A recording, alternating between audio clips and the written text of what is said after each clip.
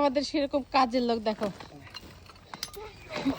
Garden করতে এসে আমাদের জানের হাল।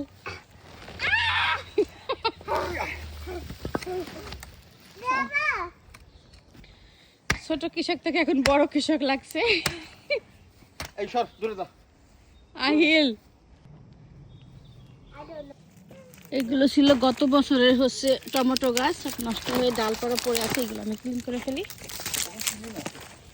এই যে এখানে এই নিচে যে চটা আছে, এগুলো চট আছে, চট তুলে ফেলতে হবে এখান থেকে। কেন?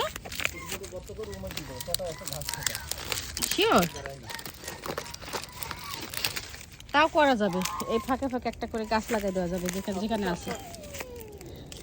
বিড়ালটা আসছে, এই যেদিকে তাকাও, তাকাও, তোমার চোখ দুটো দেখো আগে, যে সুন্দর বিড়াল, এত মিশু।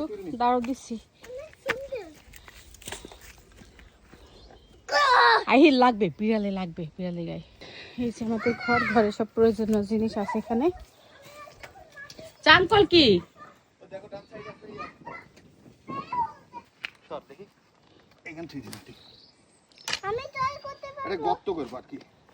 এখানে আরো জায়গা আছে তো।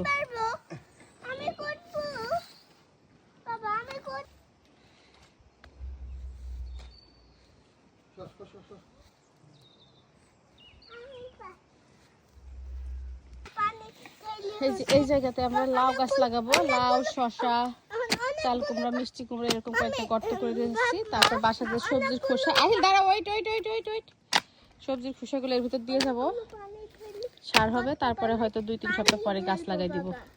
আমার চারা মাশাআল্লাহ সব বের হয়ে গেছে।